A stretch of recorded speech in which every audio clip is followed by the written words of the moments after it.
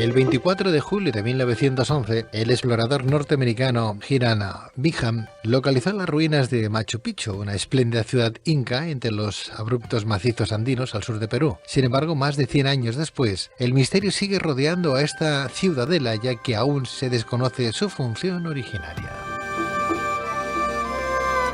Lo cierto es que Machu Picchu se comenzó a construir a mediados del siglo XV y en este sentido la ciudad fue erigida, habitada y abandonada en menos de 100 años. Asimismo, esta enigmática localidad ha sido descrita como una residencia de descanso del emperador inca o como un centro político, religioso y administrativo, así como un centro sagrado. No obstante, arqueólogos e historiadores siguen investigando los restos de esta ciudad con el fin de desvelar todos sus enigmas.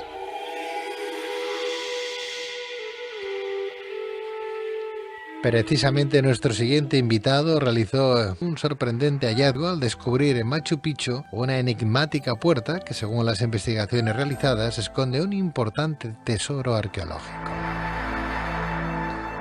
Pero ¿cómo descubrió esta enigmática puerta y qué se esconde en el interior de la cámara a la cual conduce? ¿Qué resultados ofrecen las investigaciones mediante resonancias electromagnéticas? ¿Por qué las autoridades peruanas se muestran reticentes a mostrar públicamente lo que hay en el interior de dicha cámara? ¿Qué podría aportar desde el punto de vista arqueológico e histórico la abertura de dicha cámara? ¿Qué misterios siguen rodeando a la civilización inca?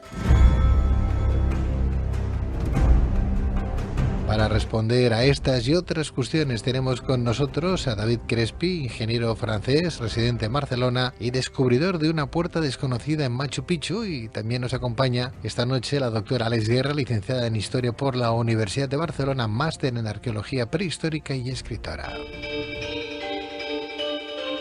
David Crespi, muy buenas noches. Muy buenas noches, Pedro. Bienvenido, David, por estar con nosotros y felicidades. Muchas gracias. Vaya descubrimiento ese. Pues sí, un descubrimiento debido totalmente a la casualidad, a raíz de un viaje turístico que hice en el 2010 a Perú, en el que, pues por lo que me pareció inicialmente muy mala suerte, me tuve que quedar 3 días. Pues tuve todo el tiempo necesario para poder recorrer todas las calles, los pequeños pasajes de la ciudadela de Machu Picchu y finalmente ver algo que tal vez los demás no habían tenido el tiempo de poder ver. Bueno, pues David Crespi, gracias por estar en Luces a la Oscuridad. Buenas noches, bienvenido. Hablaremos de ese descubrimiento tuyo. Déjame que también salude a nuestra doctora experta en Historia, en Arqueología Prehistórica y escritora, la doctora Alex Guerra. Alex, muy buenas noches. Hola Pedro, buenas noches. Bueno, pues, ¿qué ocurrió en este viaje? ¿Qué llegaste a descubrir? ¿Qué había tras esa puerta? Bueno, en ese primer viaje en abril del 2010,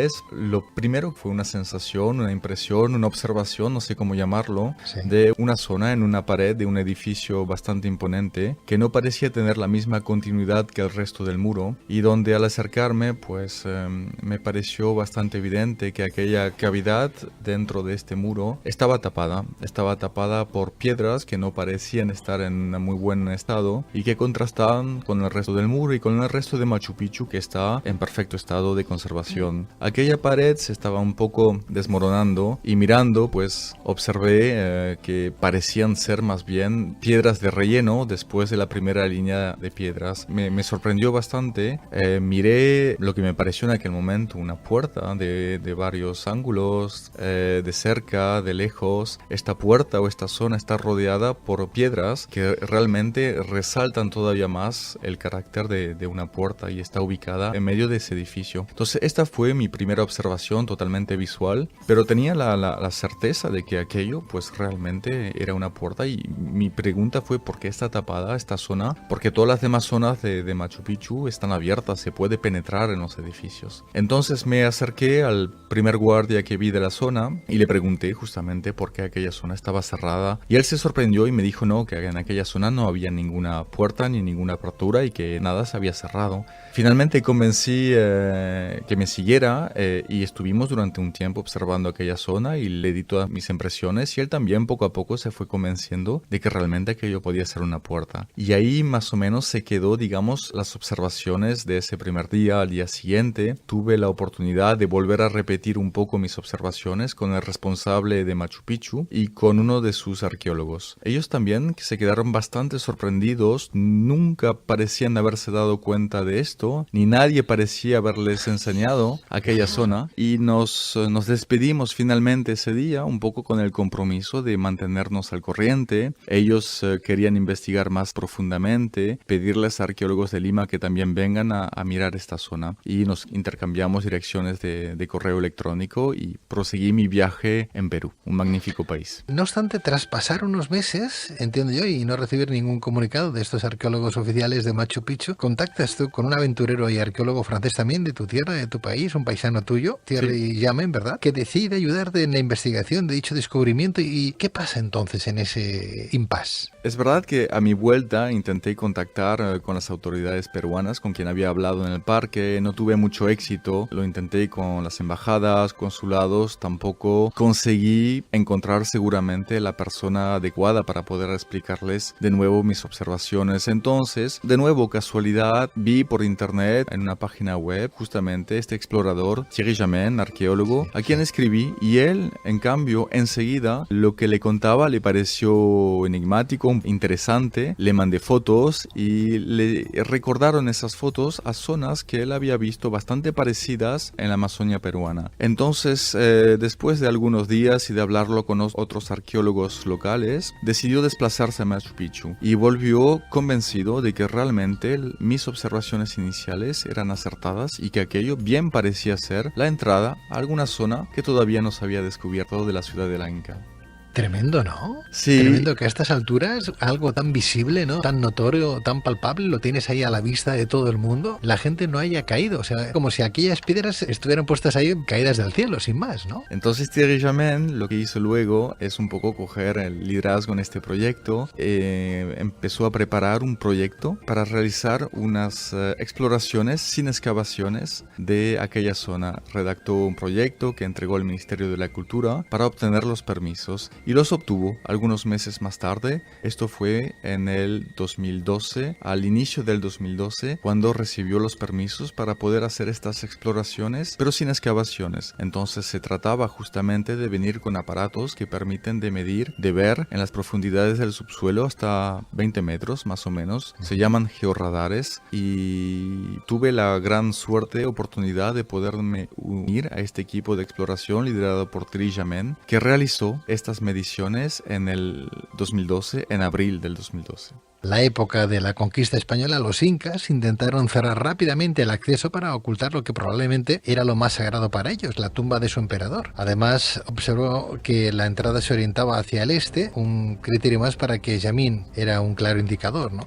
O sea que con las investigaciones que realizasteis, David, investigaciones in situ, llegasteis en ese momento a la conclusión que detrás de esa puerta se escondía un monumento funerario, tal vez la última morada del emperador inca Pachacútec, ¿no? Sí, totalmente. Porque los aparatos, y utilizamos 5 tipos de aparatos diferentes que fueron utilizados no por el equipo de Thierry Jamin, que no tiene ni los aparatos ni las competencias, pero por empresas externas, por 2 empresas externas diferentes. Y los aparatos pues empezaron a detectar primero presencia de metales no ferrosos, como pueden ser el oro o la plata, y luego otros aparatos empezaron a detectar cavidades. Vimos de manera muy clara en una pantalla la imagen de un pasaje justo detrás de esa puerta, pasaje que lleva a una cámara cuadrangular muy nítida y con toda certeza trabajada por el hombre, por la forma. Luego los aparatos también detectaron una multitud de otros pasajes y cavidades, lo que parece dar a entender que es una zona muy compleja, bastante más compleja de lo que nosotros esperábamos al inicio. Doctor Alex Guerra, ¿quién fue el emperador Pachacútec? ¿Cuál fue su importancia dentro de esta historia de los incas? El emperador Pachacútec, en quechua Pachacuti Inca Chupanqui, que significa el Inca del cambio del rumbo de la tierra, digno de estima, nada menos, fue el emperador inca que convirtió el Curacazo en un imperio, el imperio del Tahuantinsuyo, que luego dividió en 4 suyos, el Antisuyo, el Contisuyo, el Chinchaysuyo y el Collaisuyo. El emperador este tenía un temperamento muy fuerte, una fuerza y una energía que fue lo que hizo posible que este Curacazo se convirtiera en este gran imperio, un imperio que invadió hasta el norte casi tocando Perú, Perú y hasta el sur, adentrándose en Argentina y en Chile. Impusieron la lengua quechua encima de 700 lenguas preexistentes en los territorios conquistados. Caramba. Este era Pachacútec, y en menos de 100 años. Y nada más y nada menos que llegó a formar un imperio de 4.500 kilómetros cuadrados con cientos de miles de personas, que se dice pronto. Sí, exactamente, y además que lo que llama la atención en tan poco tiempo, ¿no? Porque la cultura inca nace en algún momento del siglo XIII, pero como te decía, es a partir del imperio de Pachacútec, a partir de 1438, que él toma el poder, hasta 1471, que muere y toma el poder su hijo, Huayna Cápac, pero es en estos 35 o 40 años que el imperio inca se convierte en lo que hoy conocemos como imperio inca. Entonces, pues sí, era impresionante, ¿no? Su capacidad de liderazgo y de conquista. También dicen las crónicas, ¿no? Que Patallacta, que bueno, luego se demostró que Patallacta es lo que actualmente conocemos como Machu Picchu, era la residencia de invierno del Inca Pachacútec. Entonces, esto es lo que nos hace pensar que a lo mejor la tumba, bueno, no sé si tumba, sino la cavidad donde se guardaba la momia de este emperador, podría haber estado guardada en algún momento de la historia en este lugar de Machu Picchu. Lo que se ha descubierto era una tumba del propio emperador. Hasta que no se abra el vano no podemos saber. Entonces es una de los argumentos que dan importancia al hecho de la abertura, porque en arqueología los aparatos pueden decir hay algo o no hay algo, pero no sabremos exactamente qué es lo que hay si no abrimos. Bueno, ¿y a qué se está esperando entonces? Porque estamos hablando de algo que se ha descubierto en el 2010. Han pasado unos años, al menos por pura curiosidad, ¿no? Para los arqueólogos, no sé. ¿Por qué no se investiga un poco más? ¿Por qué no se traspasan otras puertas? Alex,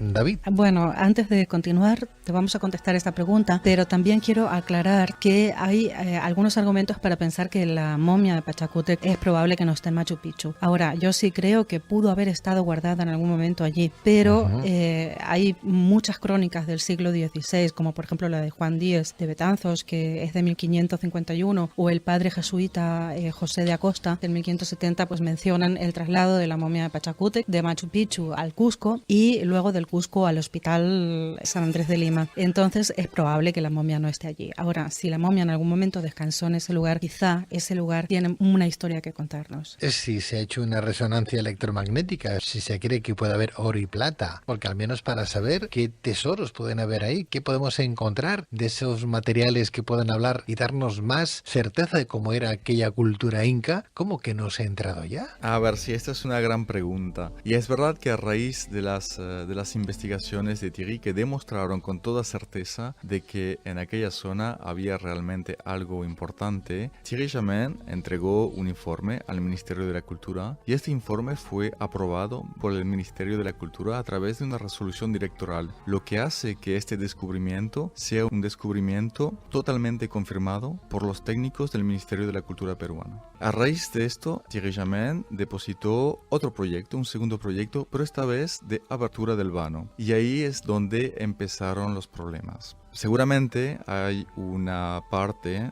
de las personas del Ministerio de la Cultura o de ámbitos más políticos que piensan que tal vez este descubrimiento debería haber sido realizado por peruanos o en todo caso que debería ser la próxima etapa dirigida por peruanos. Y seguramente esto es una de las explicaciones a este bloqueo que hay actualmente. Está claro que no se puede abrir este vano sin las autorizaciones del Ministerio de Cultura peruano y es ahí donde hoy en día todavía estamos, después de 2 años de haber probado y de tener la confirmación del Ministerio de Cultura del informe de Thierry Jamin.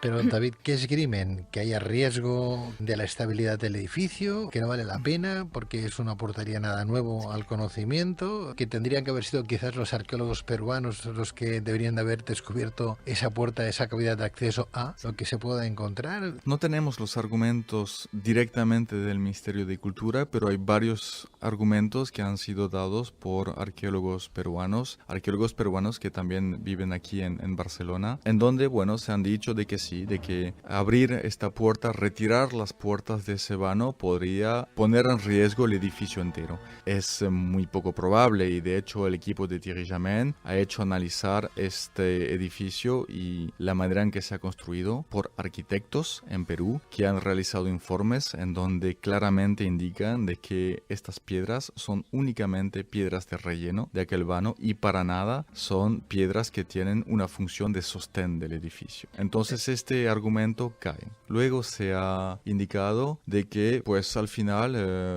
lo que decían los aparatos no era verdad, de que ahí no había nada, y este argumento también cae al final porque hay muchas empresas que utilizan estos aparatos en geología, empresas mineras, empresas de construcción, y donde estos aparatos que cuestan carísimo de todas maneras son utilizados por profesionales, no mienten, o sea, lo que enseñan es la realidad. Yo creo que habría que recalcar que las autoridades peruanas han validado el informe de las exploraciones llevado a cabo por ti, por ejemplo, y sus colaboradores a través de una resolución directorial de lo que es en sí este descubrimiento con carácter oficial e indiscutible, ¿no? Es importante porque creo que incluso, yo no sé por qué lo has difundido mucho, porque te has movido mucho, porque te has preocupado mucho por algo que está lejos de según ellos, entiendo yo, de tu tierra, ¿no? Porque parece ser que solamente los descubrimientos los puede hacer la gente del mismo país, porque si no queda como mal, ¿no? ¿Has llegado a recibir amenazas, incluso de muerte, para que desistáis de esta búsqueda en Machu Picchu? Yo personalmente no, pero Thierry Jamin estuvo protegido durante algunas semanas por la policía, porque él sí recibió amenazas de muerte anónimas en Perú. En el momento en que estalló toda la polémica, en donde se habló mucho en Perú de todo esto en los medios, y fue en ese momento en donde pues sí recibió esas amenazas y tuvo que ser protegido. Entonces es una pena justamente que se mezcle un poco todo, porque pienso que aquí al final se habló mucho más de polémica que del descubrimiento en sí, y claro, lo que es importante es el descubrimiento. No importa quién lo ha hecho ni quién será el que abra aquello, lo importante es qué es lo que esto puede revelar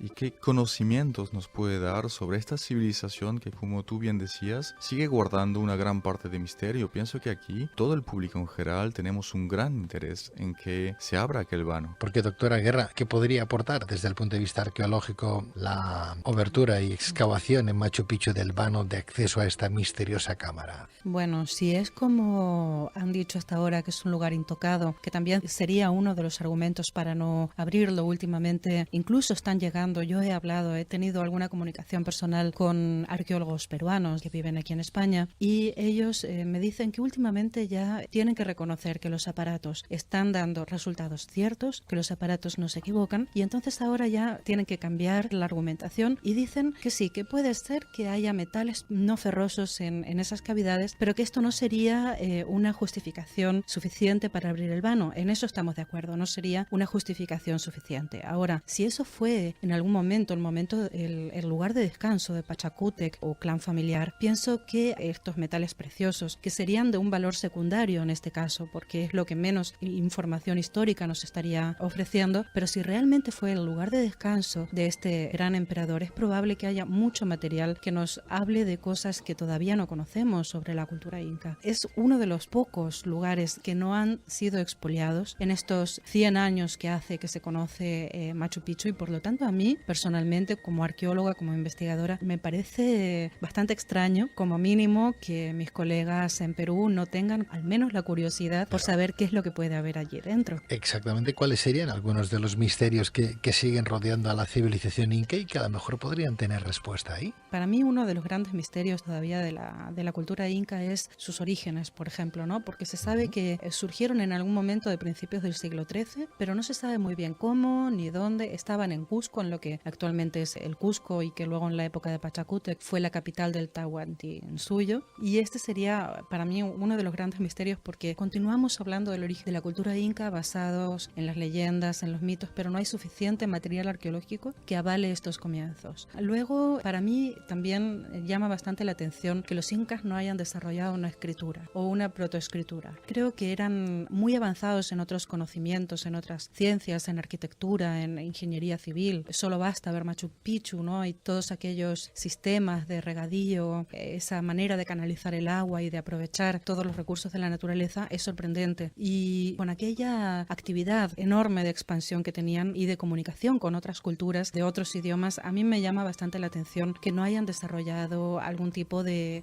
manera de comunicarse. Los quipus tienen que ver más con números, no con palabras. Entonces, ¿y si pudiéramos encontrar algún lugar que nos dé algún indicio de que a lo mejor sí que tenían algún modo de comunicación escrita? Esto sería estupendo y yo no pierdo la esperanza de encontrar ese lugar.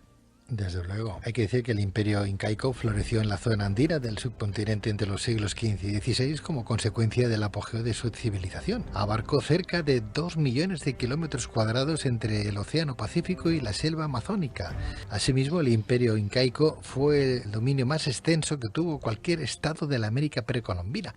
Alex Guerra, en este sentido, y situándonos en ese Perú ancestral en el que se construyeron ciudadelas como Machu Picchu, ¿qué papel desempeñaba la mujer en ese seno de esa civilización inca? Bueno, el papel en la civilización inca no creo que fuera tan preponderante como, por ejemplo, en las culturas Moche, Wari o Lambayeque, que desde el punto de vista arqueológico han arrojado datos que sí que nos dan luz sobre verdaderos matriarcados en esas culturas, sobre todo en la costa norte del Perú, en los departamentos de Lambayeque, La Libertad y Ancash. En la cultura inca, como en todas las culturas andinas, la mujer de todas maneras, incluso dentro de un patriarcado, tenía no un valor inferior al del hombre, sino muy similar. Y esto condice y está en coherencia con el eterno aspecto de dualidad en todas estas culturas andinas. Tan importante es la mujer como el hombre. La mujer no es inferior, sino que es un apoyo y un complemento. Qué bien. Asimismo, Machu Picchu es considerada al mismo tiempo una obra maestra de la arquitectura y de la ingeniería. Sus ruinas se encuentran a 2.438 metros sobre el nivel del mar. Y en este sentido, ¿se sabe qué técnicas utilizaron los incas para construir en un lugar casi inaccesible un santuario como el que estamos hablando? ¿O sigue siendo también un misterio?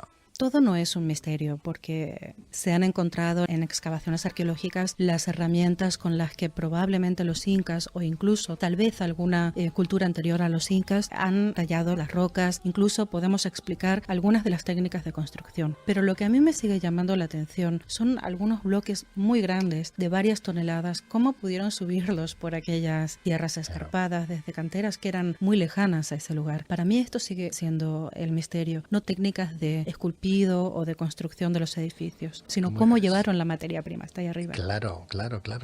¿Se puede considerar a Machu Picchu como una especie de ciudad perdida o refugio secreto de los incas? Ciudad perdida nunca lo fue, porque para empezar, los lugareños toda la vida la conocieron, siempre supieron de la existencia de Machu Picchu. Yo creo que los únicos despistados fueron los colonizadores españoles, que creo que sabían de su existencia, porque de hecho se menciona en algunas crónicas, pero a mí yo diría que no han llegado, aunque hay investigadores que sostienen que sí que en algún momento llegaron hasta Machu Picchu, pero yo creo que no hubiera permanecido intocada hasta el siglo XIX si los españoles hubieran llegado a Machu Picchu en el siglo XVI. Ahora, no fue Hiram Bingham, desde luego, el descubridor de Machu Picchu, sino su redescubridor, porque en realidad Hiram Bingham llegó en 1911, como tú bien dijiste al principio del programa, pero muchísimo antes, en 1867, ya hubo un empresario alemán llamado Augusto Berns. Él explotaba los materiales de oro y plata que encontraba allí y los vendía a los coleccionistas de Europa y de Estados Unidos. Esto ya te estoy hablando de 1867, o sea, alrededor de unos 40, 30 y pico de años antes de la llegada de Hiram Bingham al lugar. O sea, cuando Hiram Bingham llegó, ya había estado profusamente explotada la ciudad, el santuario de Machu Picchu. Pero luego varios exploradores, incluso antes de Hiram Bingham y después de Augusto Berns, llegaron y hicieron los mapas de Machu Picchu con bastante detalle, como por ejemplo el más famoso es el italiano Antonio Raimondi, pero también un alemán llamado Hermann Göring y muchísimos más. Lo que está claro es que en el siglo XVI el imperio inca fue descubierto por Francisco Pizarro, ¿no? Y desde luego no dejamos un buen sabor de boca, porque los descendientes del emperador Pachacútec protagonizaron una durísima resistencia de 40 años nada más y nada menos frente a los españoles hasta 1572. Los españoles actuaron con extrema crueldad en su conquista y fueron los que acabaron destruyendo al imperio inca.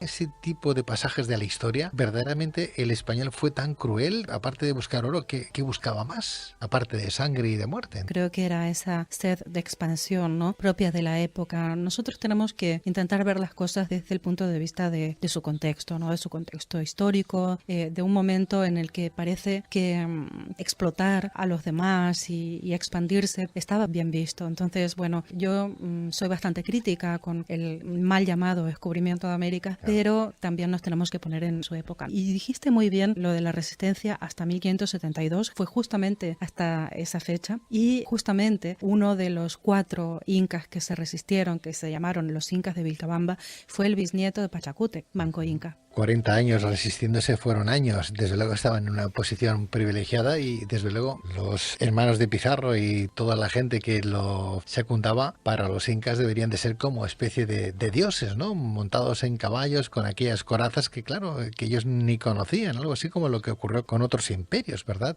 Sí, yo creo que ese fue uno de los problemas de la derrota del gran imperio inca y fue confiar en los españoles pensando que eran algo que no eran. De lo que podemos estar seguros es que en esa cueva hay tesoros aún por descubrir que pueden aportar nuevos conocimientos al misterio que aún rodea a la civilización inca. Y en este sentido, y para finalizar, David, ¿tú crees es posible que se sepa con seguridad qué se esconde detrás de esa cámara sepulcral en Machu Picchu o seguiremos esperando muchos más años? Yo entiendo perfectamente que el gobierno peruano, el Ministerio de Cultura, quieran dirigir ellos estas operaciones. Me parece perfectamente legítimo y deberían de hacerlo, deberían de involucrar a universidades peruanas. Seguramente, desde mi punto de vista, también deberían de poder acoger en ese equipo común a Thierry Jamin y a su equipo, porque les debemos mucho. Gracias a ellos se han demostrado las evidencias de que ahí hay algo realmente por descubrir. Entonces hago un llamamiento a las buenas voluntades, a los profesionales de Perú para que realmente se pueda hacer esta apertura lo antes posible dentro de todas las condiciones y garantías arqueológicas y científicas. Pues ese también es nuestro deseo, al cual nos sumamos también todo el equipo de este programa. David Crespi, ojalá eso ocurra y tengamos esas buenas noticias dentro de poco dadas por vosotros mismos en este programa. Muchas gracias, Pedro. Pues David Crespi, ingeniero francés residente en Barcelona, descubridor de una puerta de Machu Picchu, que nos habla de ese sepulcro de Pachacútec, que posiblemente es emperador y sus tesoros ahí escondidos. Una puerta que estaba a la vista de todos y que nadie se percató en ningún momento, y eso que estamos hablando de años de historia. David, gracias de verdad y hasta cuando tú quieras. Alex Guerra, doctora. Alex Guerra Terra, licenciada en Historia por la Universidad de Barcelona, máster en Arqueología Prehistórica y escritora. Alex, doctora Guerra, mil gracias también a ti. Muy buenas noches. Muchas gracias, Pedro. Buenas noches.